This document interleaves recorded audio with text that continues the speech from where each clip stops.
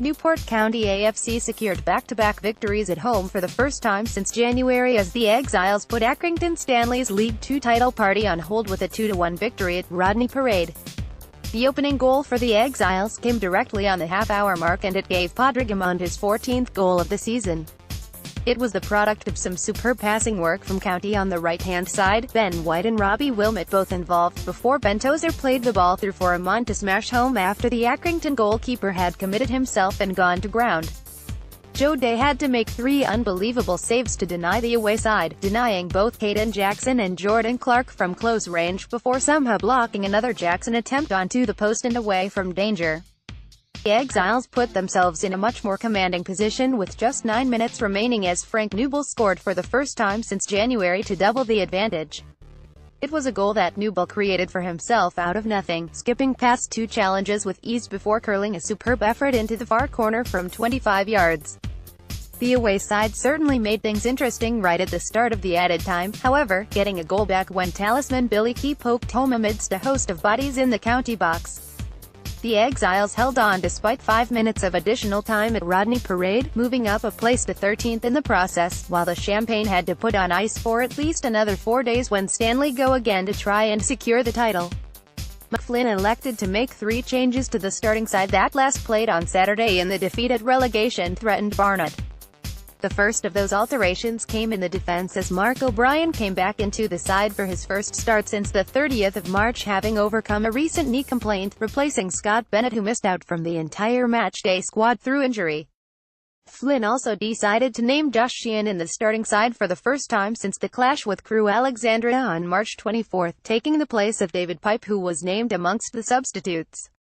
Despite that alteration not necessarily being a like-for-like one, the Exiles were still able to name a 3-5-2 formation from the first whistle at Rodney Parade, as Robbie Willmott dropped back into right wing back and Sheehan moving into the midfield. The final change came up front for the Exiles, with Frank Newble replacing Aaron Collins in the starting side to lead the line for County alongside Padraig Amond. Accrington Stanley manager John Coleman decided to name the same starting side for the 5th successive match, although their last game came on Saturday when they did a demolition job on automatic promotion hopefuls Wycombe Wanderers in a 4-0 success at Adams Park. That saw the away side line up in their familiar 4-4-2 formation at Rodney Parade, with Billy Key and Caden Jackson, who had 41 goals between them before the game, leading the line for Stanley. Stanley came to Rodney Parade needing just a point to secure the League Two title following confirming a minimum of promotion last week, so it was no surprise that they bossed the opening proceedings of the contest. They couldn't quite force Joe Day into any difficult saves with all that possession from the opening 10 minutes, however, although they were playing some very intricate play along the floor out wide with Jordan Clark and Sean McConville. Some clever work from Josh Sheehan did provide County with some respite shortly after, although after skipping 4 challenges with ease and being hacked to the ground, the midfielder couldn't get the resulting free kick on target as it sailed high and wide out of the stadium.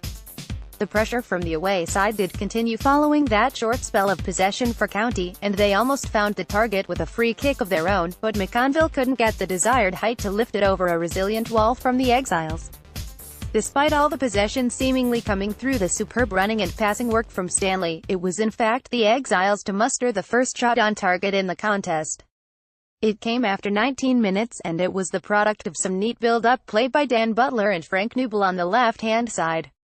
The latter's cross was inch-perfect for Padraig Amond, although away goalkeeper Aaron Chapman read the situation well to make an easy save. That started a good spell of possession for the Exiles at Rodney Parade, and they should have taken the lead after 24 minutes, only for Newble to blaze over the bar from 6 yards out, having been set up perfectly by Amond. All that hard work from County in gaining the ascendancy could have been for nothing, however, as the visitors almost took the lead themselves after 29 minutes. Newble was dispossessed near the center circle, which allowed Scott Brown to play a splitting ball into the path of Jackson, who was just 20 yards away from goal, only for Demetrio to recover back and put in a last-ditch sliding tackle to prevent the striker getting the shot away. And that tackle from the County centre half looked even more important when the Exiles took the lead just 60 seconds following that chance. It was another spell of good passing play from the Exiles to create the opener. Ben White and Robbie Willmott both involved before Ben Tozer played a perfectly weighted pass into the path of Amond just 8 yards out, and when the goalkeeper committed himself and fell to the floor, Amond smashed the attempt into the far corner. That gave the Exiles even more confidence to build on, that clearly doing the trick for Newell following the goal, and his speculative attempt from 35 yards caused a host of problems for Chapman what with the swirling conditions at Rodney Parade. But the goal also sparked Accrington back into action as they tried to wrap up the title as fast as they could, McConville getting the first shot on target for the away side with 5 minutes of the first half remaining. That chance was the final one produced despite the indication of one additional minute at the end of the first half, meaning the Exiles took a slender lead back with them to the dressing rooms. You would have to say that the first half was certainly a well-balanced affair at Rodney Parade, both sides having several spells in possession during the contest, although County, and Amond in particular, showed that bit of clinicality required to break the deadlock. Sheehan was by far and above the best player in a County shirt during that opening half of football, controlling the midfield with ease and allowing the Exiles to create some chances. The away side were also playing some great stuff as they looked to pip Luton Town to the League Two title, putting together a succession of passes along the floor on quite a few occasions, although couldn't find a way past Day and a resurgent County defence. The second half was certainly a more open affair and both sides had massive opportunities to score within 5 minutes of the restart. Some clever play between Newell, Sheehan and Amond afforded the Irishman with another opportunity to shoot, this time from 25 yards and with a swirling wind behind the attempt, only for Chapman to follow the flight of the ball and tip it around his near post. At the other end, Day had to make another world-class save to keep the visitors at bay. Jackson had too much strength to outmuscle his way past Demetriou and into the danger area, pulling the ball back for an on-rushing key to strike, although Day somehow got a leg to it. And Day was required to make smart saves on another 2 occasions before the hour mark, first denying Jackson from close range before acrobatically diverting a volley from Clark.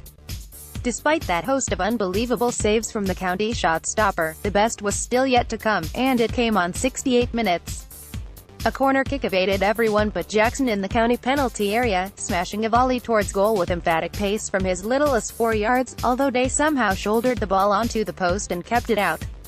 With 15 minutes remaining, the Exiles could have put the game beyond doubt when on the counter-attack, Amond the benefactor from a splitting pass by Willmott, but Chapman made a smart save. County substitute Aaron Collins also came close with 10 minutes remaining when drawing another fine save from Chapman, but the game was put beyond any doubt 5 minutes beyond the end. Newell was the man to get it, superbly cutting in from the right past 2 challenges, before burying a curling attempt right into the far corner from 25 yards. The away side were still intent of making a game of it, however, and they had a deserved goal themselves at the start of the added time when Billy Key stabbed home amidst a host of bodies in the County penalty area. But the Exiles held on despite Accrington just needing another goal to wrap up the League Two title, ensuring County's recent good record against the Lancashire outfit continues for at least another season. Exiles: Day, Butler, Demetriou, O'Brien, C, White, Willmott, Dolan, Sheehan, Collins 71 feet, Tozer, Amond subs not used, Bittner, Pipe, Jackson, Reed, Geraldo, Hayes, Accrington Stanley, Chapman, Johnson, Zanzala 75 feet, Dunn, Hughes, Donation, Clark, Brown, Keneally, C, McConville, Jackson, key subs not used, Richards, Everton, Nolan, Williams, Maxted, Souza, Rogers. Referee, Lee Swaby. Attendance, 2,370, 189 away. Next up for County, Cambridge United, the 28th of April 2018, home.